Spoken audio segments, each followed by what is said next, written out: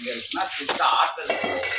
அப்போ அதே ஆற்றலோட அந்த ஆற்றலை நீங்க வணங்கி நிற்கும்போது, நம்பி நிற்கும்போது பிரபஞ்ச ஆற்றலை நீங்க அதான் இங்க உள்ள சுருக்கமா, சின்ன சுருக்கமா தான் அந்த நிலை கூட அந்த தன்மைக்குள்ள வகையில அந்த வடிவத்துக்குள்ள அந்த சொரூபத்துக்குள்ள வகையில நீங்க அதான் மாறக்கூடிய ஒரு நிலை. ஒன்றுமில்லாத இடத்துல இறைவன் இருந்து செய்தாரு அப்படின்னு சொல்லி எல்லாரும் எளிமையா கேள்விப்பட்டிருக்கோம். அந்த ஒன்றுமில்லாத தன்மை தான் எல்லாருக்குள்ளையும் உருவாகணும். அதுதான் அந்த அதிகாலை பொழுது நடக்கிறது பிரம்ம. அது எப்படின்னா இங்கே வினைகளை வேற இருக்கக்கூடிய ஆற்றல்கள் இருக்கு. உங்க எதிர்வினை இங்க செயல்படாது. மாற்று யுகம் இந்த எல்லைக்கு வர முடியாது. அப்படி அருட்காவல் திருக்காவல் போட்டு வச்சிருக்கோம். நம்ம அதுக்கு உடன்பட்டு நிக்கல. உடன்படாம மாற்று யுகத்துக்குள்ள நின்னா மாற்று யுக ஆற்றல்கள் நமக்குள்ள குடி இருக்கத்தான் செய்யும். மாற்று தன்மைகள் நம்ம வினை அகலாத நிலைகள் எல்லாம் தொடரத்தான் செய்யும். சரணாகதியோட இருக்கல தர்ம யுகத்துக்குள்ள நீங்களும் வந்துடுறீங்க. தர்ம யுகம் உங்களுக்குள்ளதான் இருக்கு, மாற்று யுகம் உங்களுக்குள்ளதான் இருக்கு. வேற எங்கேயோ யுகமெல்லாம் தனியா எங்கேயும் இல்லை. அதனாலதான் நம்ம எல்லாரும் மாந்தர்களுக்குள்ள போய் யுகத்தை மாற்றக்கூடிய பணியை ஈசன் ஆரம்பிச்சிருக்காங்க.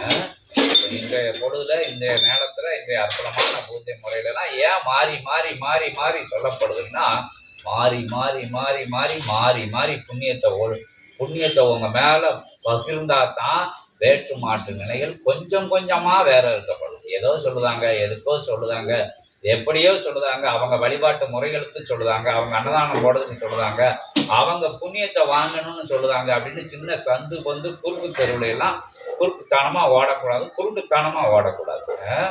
ஒரு விஷயங்கள் உருவாக்கப்பட்டு செயல்படுத்திக்கிட்டு இருக்குன்னா அதோட உயர் தன்மையை, உயர் ஆற்றலை, உயர் சரணாகதியை, எல்லாரும் உயர் அடிபணிவை, ஒன்றுமற்ற தன்மையை எல்லாம் இருந்து இல்லாம இருக்கக்கூடிய அந்த தன்மை எல்லாரும் உள்வாங்க. உயர்வான விஷயங்களை கண்ணுல பார்க்கணும்.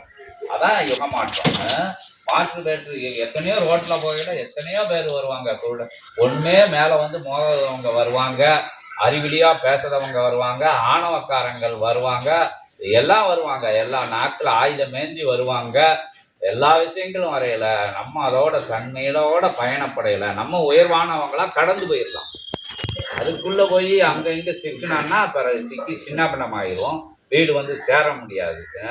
அது யாரா இருந்தாலும் சரி, எவ்வளவு பலசாலியா இருந்தாலும் சரி, எவ்வளவு செல்வந்தனா இருந்தாலும், எவ்வளவு அறிவாளியா இருந்தாலும் சரி, எல்லா விஷயங்களும் தப்பிச்சு வரக்கூடிய சூட்சமம் தெரிஞ்சு இருக்கணும்.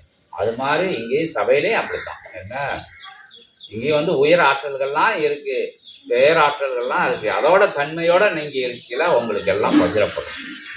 புரியாத விஷயம் இல்லை, எல்லாம் புரிஞ்சதான் உங்களுக்கு எளிமைப்படுத்தி சொல்லுவாங்க. வேற இடங்கள்ல வேற மாதிரி சொல்லுவாங்க. இங்க பாமரர்களும் பயனடையணும் அப்படிங்கிறதுக்காக வேற வார்த்தை பிரயோகம் இல்லாம நமக்கு தெரிஞ்ச தாய்மொழியில, நமக்கு தெரிஞ்ச வழக்கு மொழியில உங்க வீட்டுல என்ன பேசுவீங்களோ, ஓம் அகதீஷாய நமக என்ன விஷயங்கள் பேசுவீங்களோ அதே தன்மையோட தான் இங்க உபதேசங்கள்லாம் கொடுக்கப்படும். எளிமையா புரிஞ்சுக்கலாம் எல்லாரும். ஓம் அகதீஷாய நமக.